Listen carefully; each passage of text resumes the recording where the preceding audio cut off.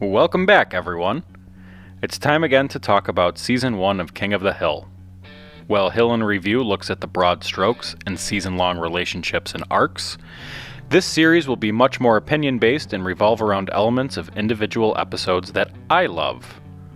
Because who doesn't like watching someone else tell you why something is the best?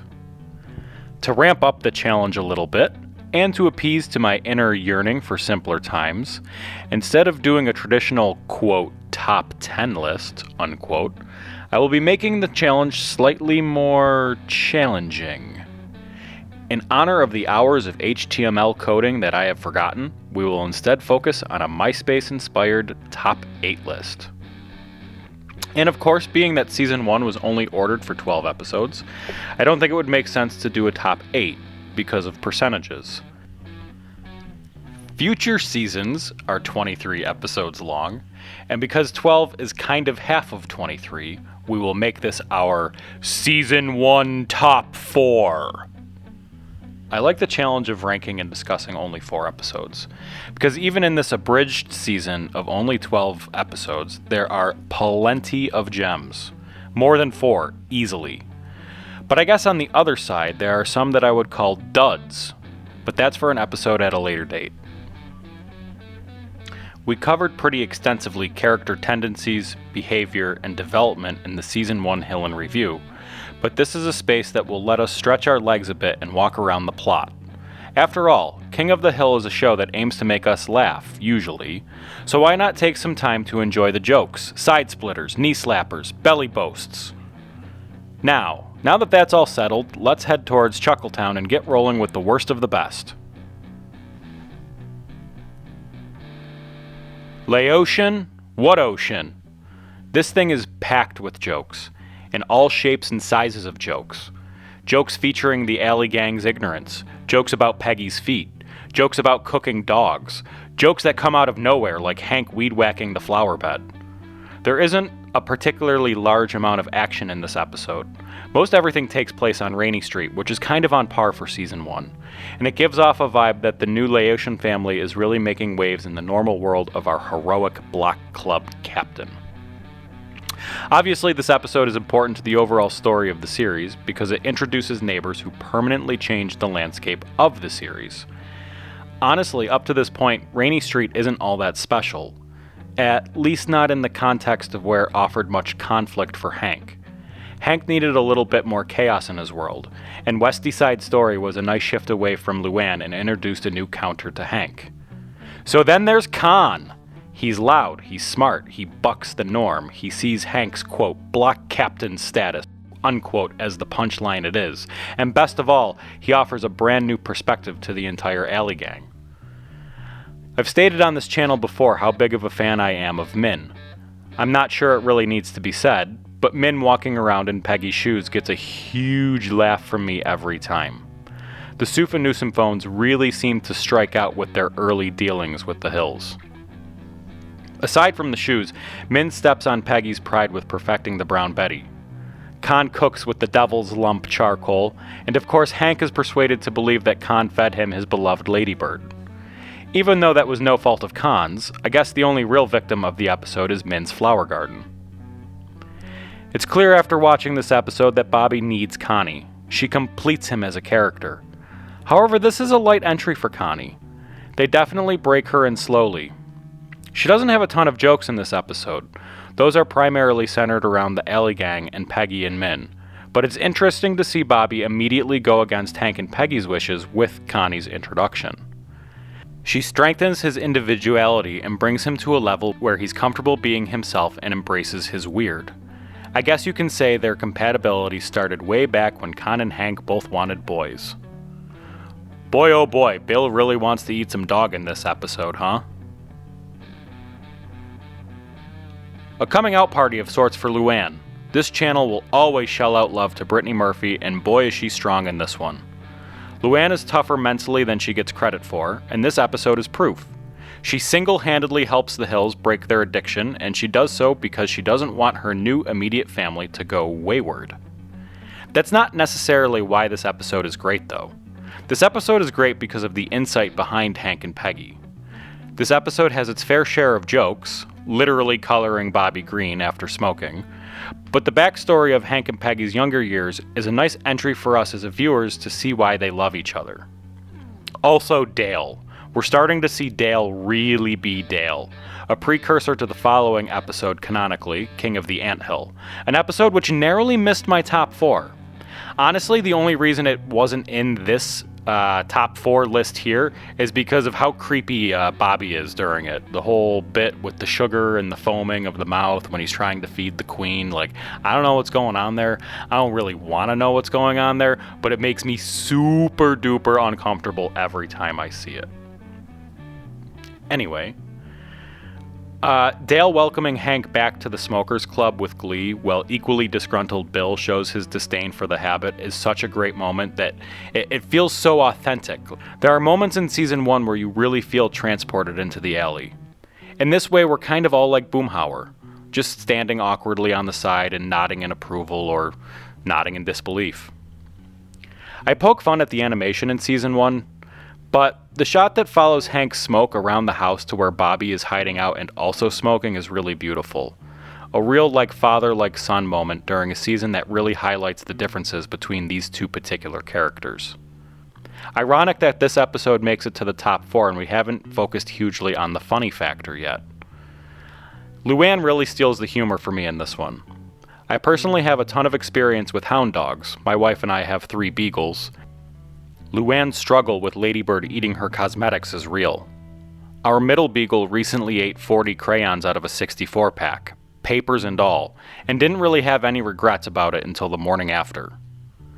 I'm not sure shaking a can of pennies at him would have stopped him, but it's good to know that a combo of that, a spray bottle, and keep away can make someone stop smoking.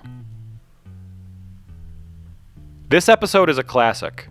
It's not Cotton's first appearance, he is shown in the pilot, but he is shown in all of his cottony glory here. Look at him, coaching those young kids. Man, if I was them, he'd scare the shit out of me. I'm so depressed I can't even blink, are the 7 words that made me love and pity Bill Dotree for the next 13 seasons.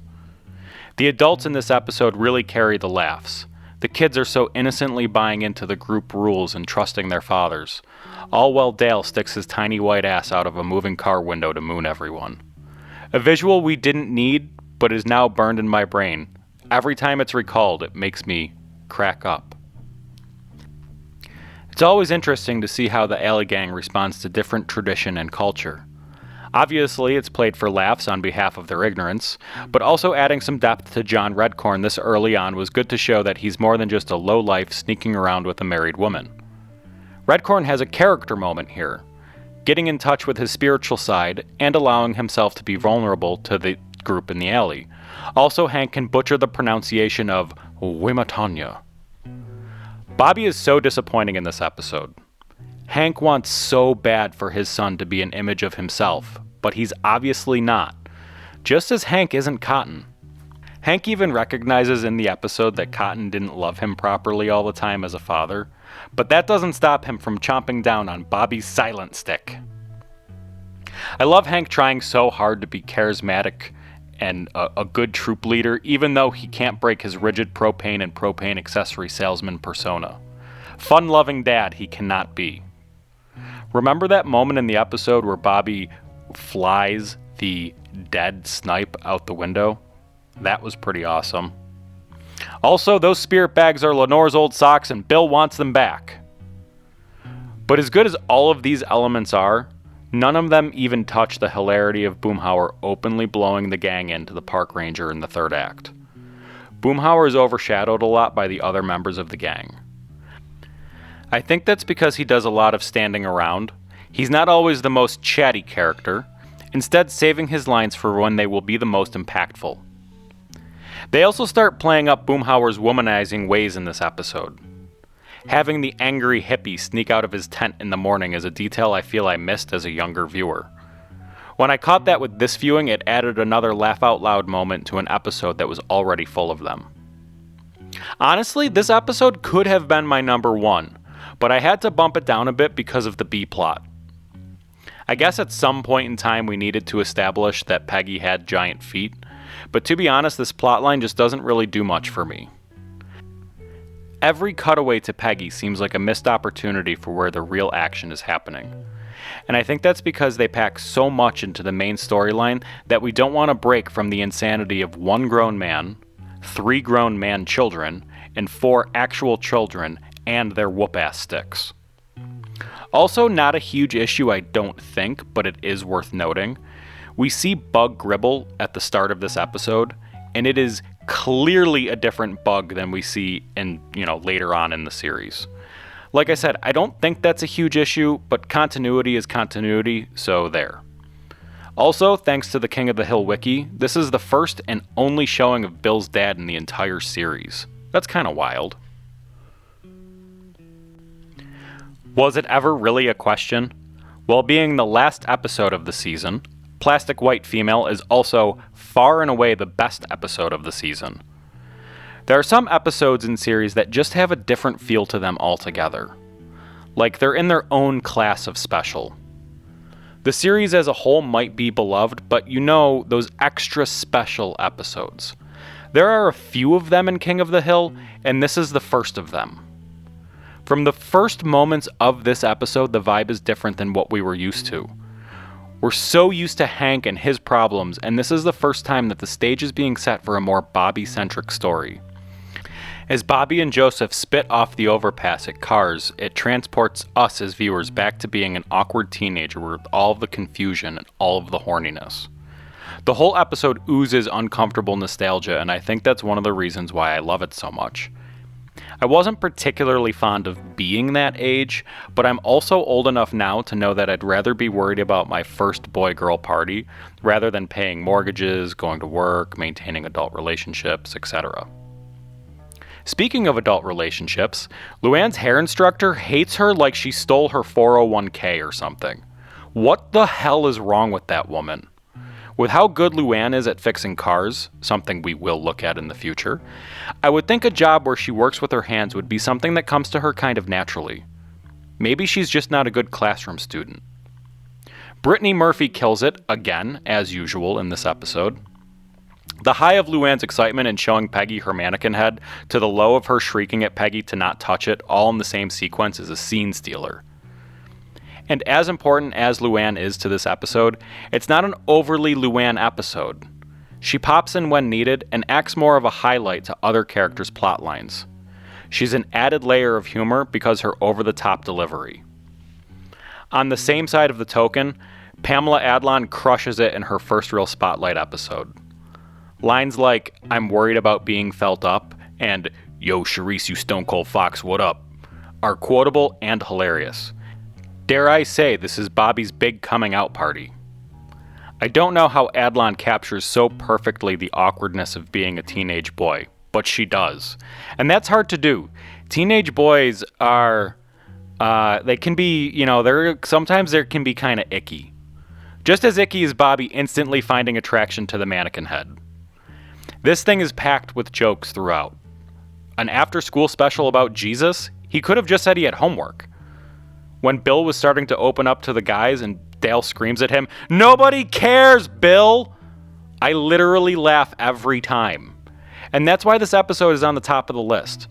The writer room took every opportunity to make a joke. And because of the lighthearted young teen energy that this episode is throughout, the constant joking works incredibly well.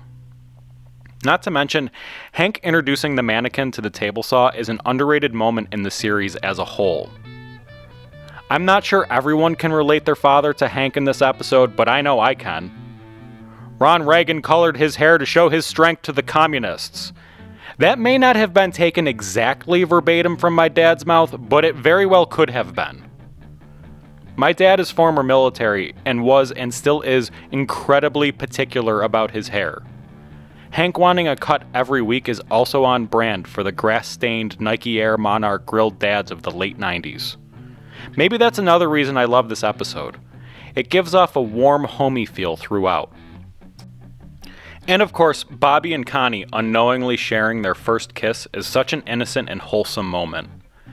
Connie rescues Bobby from when he's feeling the pressure of Joseph's party while walking down the hall at school, and I think that's a greater metaphor for their relationship as a whole. These two characters bring out the best in each other during that pre-puberty age. Plastic White Female is the best episode of that season, and better yet, it's just a sign of things to come in Season 2. So what do you think of the list? Did I get it right? What would you have put in its place? Now that Season 1 is over, I'll be jumping into Season 2 with both feet first. Before then, I've got some fun stuff planned for the channel to come out in the meantime. Don't forget to like, subscribe, ring the bell, and share this video. We're a small community of King of the Hill lovers now, and I really appreciate those who have already checked me out. The more interaction we have on here, the more conversation can be sparked, and then we'll have more video ideas. Let me know what you are thinking and what you'd like to see down below. Remember, the conversation is always continuing on Twitter. You can follow me at Yeti of the Hill. That's all for me for this time. We'll talk real soon.